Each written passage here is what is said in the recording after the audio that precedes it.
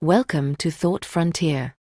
Okay, ready to dive into some seriously weird quantum physics. Oh, absolutely. You're talking negative time. Negative time. Yeah, and not just like, you know how it feels in a boring meeting, Right. but potentially time actually running in reverse. At the atomic level, no less. Exactly. It's mind-bending stuff. It really is. Even for, someone like me who thinks about quantum mechanics all the time. So we've got some really fascinating articles and research papers to try to unpack all of this. From Scientific American, Live Science, The Quantum Insider, and a key paper from Results in Physics. Yes. And, I have to admit, when I first saw these headlines about photons exiting a material before they enter, I was like, okay, hold on, is this science fiction? Yeah. But then... It does sound a bit like that at first. It really does. Yeah. But then the more I read, the more I realized, wow, this is cutting-edge science pushing the boundaries. It's really pushing what we thought was possible. Yeah. It's a real head-scratcher, for sure. Yeah. A lot of it hinges on this idea of negative group delay, which sounds very technical. Yeah. But maybe we can use a traffic analogy to make it a bit clearer. Okay, I love analogies, so hit me. Okay, so imagine you're driving through rush hour traffic. Okay. Everything is slow, you're inching forward, and it's taking way longer to get to where you're going than it should. Yeah.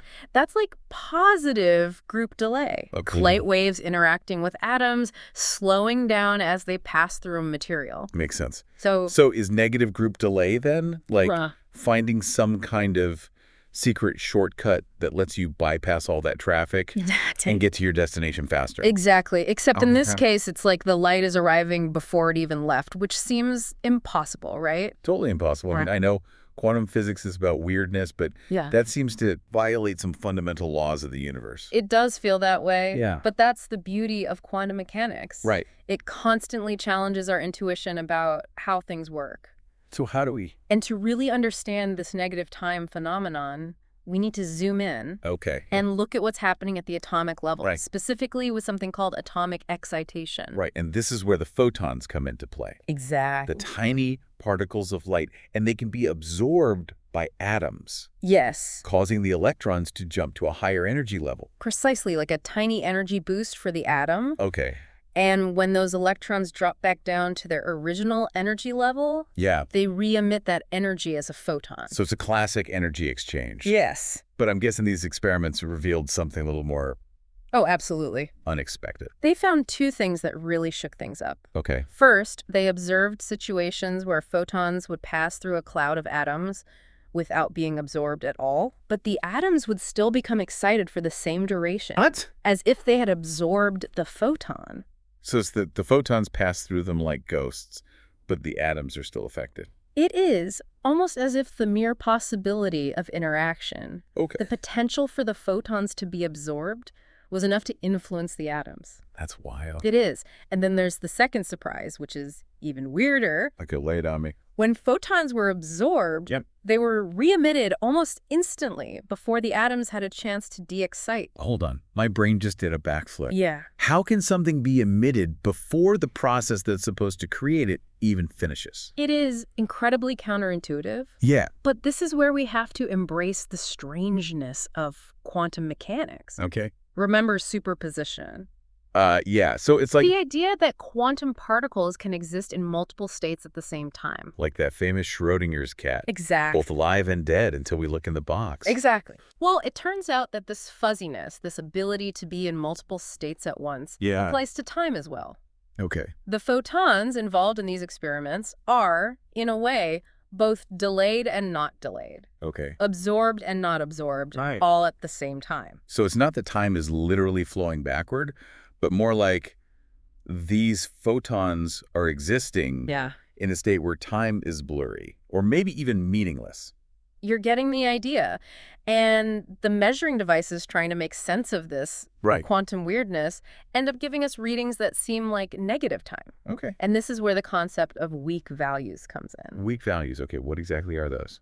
Think of them as a sort of quantum sneak peek. Okay. Weak values allow us to measure aspects of a quantum system without disturbing it too much. Okay. Giving us a glimpse of those strange superposed states where things like negative time can emerge. So it's not that our clocks are running backward or that we've discovered time travel. Right. These weak values are revealing this deeper picture. Yeah, more nuanced picture. Of how time operates at the quantum level. Precisely. Okay. And what's really fascinating is that these negative time measurements, once thought to be just mathematical quirks, seem to have real physical meaning. Okay. They're giving us new insights into how photons interact with matter and how information is transmitted at the quantum level. Okay, we've covered a lot here. We have. Before we go even deeper into this rabbit hole of negative time, maybe let's just take a step back and kind of recap what we've learned. Yeah, sounds good. So we started by exploring this idea of negative group delay. Right. Where photons seem to arrive before they even leave. Exactly. And then we zoomed into the atomic level to understand how atomic excitation plays a role. Exactly. And we encountered two major surprises. Yes. Atoms becoming excited even without absorbing photons. Yeah. And photons being re-emitted. Right. Before the atoms had a chance to de-excite. Exactly. And all of this is made possible by the strangeness of quantum mechanics with concepts like superposition and weak values, allowing for these seemingly impossible events to occur. And while we're not talking about building time machines just yet, these discoveries are pushing the boundaries of what we thought we knew about time. Absolutely. And its role in the universe. Yeah. And believe me, the implications of this research are even more profound than we've even touched on. All right. But to explore those, we need to keep going. I'm ready. Deeper into the quantum rabbit hole. My brain may be a little melty, but I'm definitely intrigued. All right. So, on that note, we'll take a quick pause and be right back with more of this deep dive into the mind-bending world of negative time. Sounds good. All right, we're back and ready to go even deeper into the mysteries of negative time. All this talk about photons and atoms, behaving in ways that seem to just completely defy logic. Yeah. It makes you really question everything you thought you knew about time. It's true. Our everyday experience of time is so linear, so predictable. Right. We remember the past, we live in the present, right. We anticipate the future. Yeah. It all seems to flow in one direction, like a river. But you're saying that in the quantum realm? Yeah. It's not that straightforward. Not at all. Yeah. Imagine instead of a smoothly flowing river, we're dealing with a turbulent ocean with waves crashing and swirling, sometimes even appearing to move backwards. So it's not necessarily about time travel in the sense of like hopping into a DeLorean and going back to 1955. Right. But more about this fundamental blurring of cause and effect. Exactly, at the subatomic level. Okay, and this is where things get really interesting. It is. Because these findings seem to connect with other really mind-bending ideas in quantum physics. Absolutely. Like superposition. Right. And those weak values we talked about. Exactly. Okay, so let's unpack those connections. Okay. We talked about superposition being like a quantum coin spin. Yeah. Both heads and tails until it lands. Yeah. But how does that relate to negative time?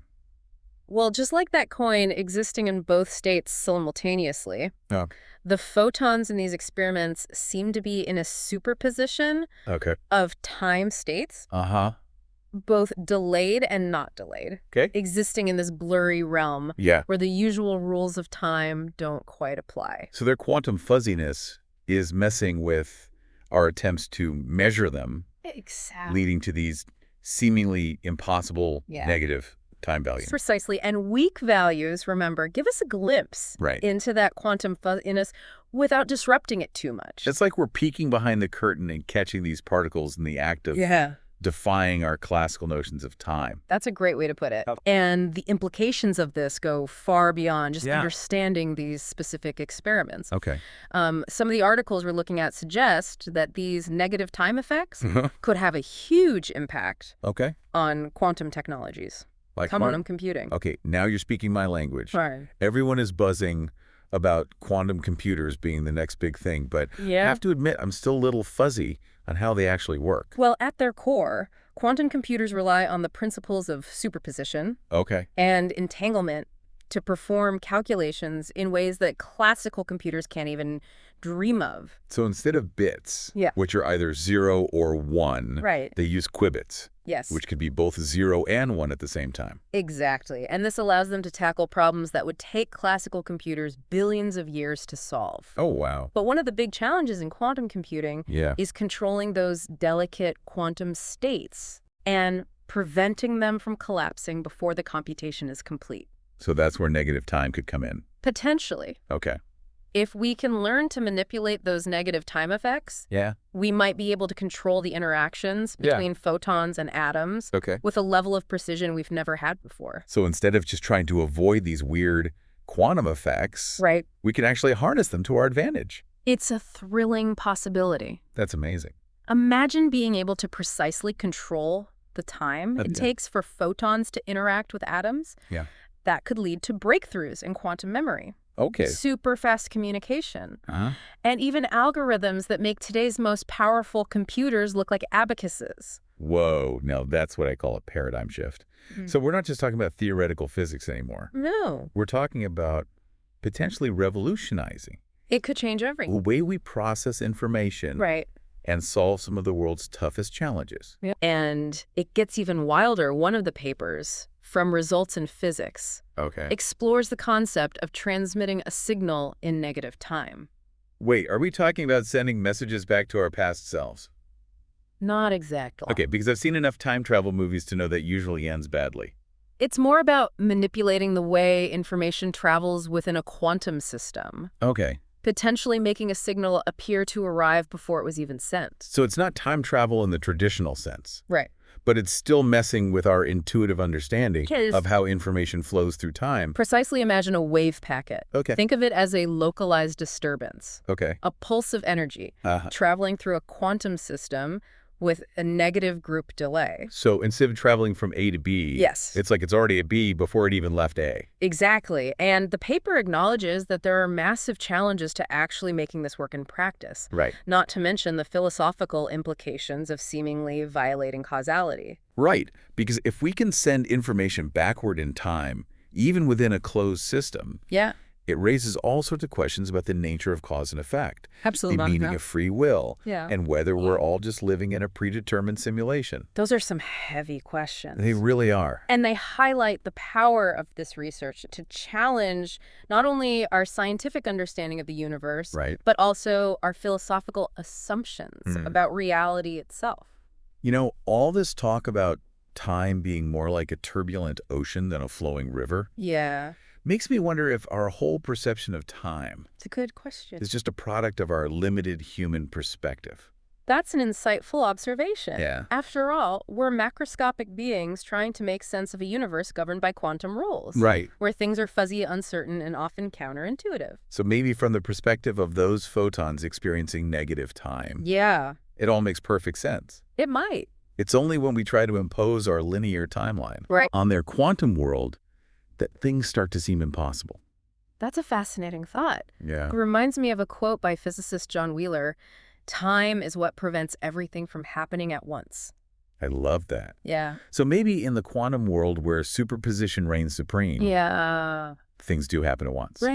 And our attempts to impose a before and after are what creates these seemingly paradoxical results. It really makes you question everything you thought you knew about time and reality.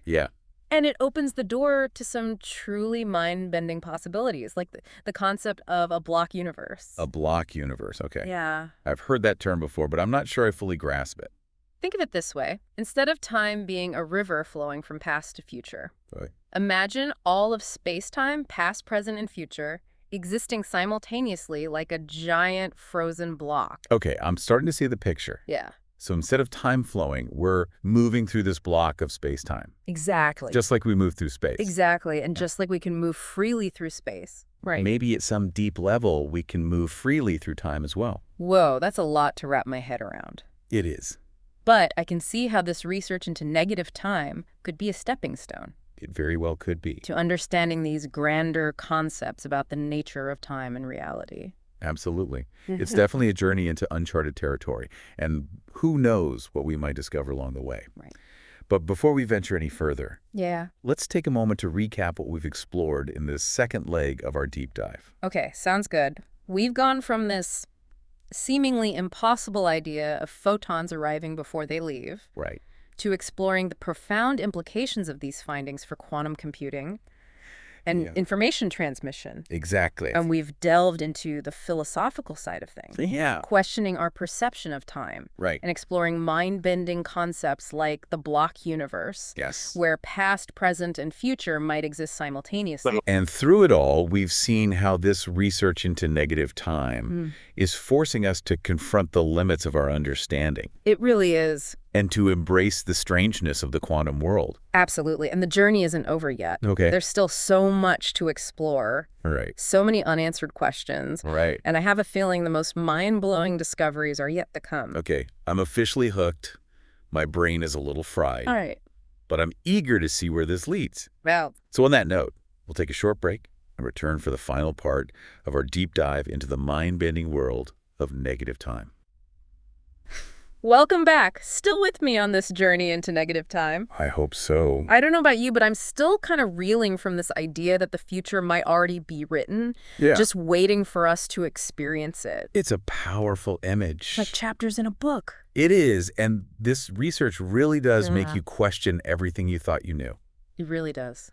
We've been talking a lot about photons and atoms, but this all feels so much bigger than that.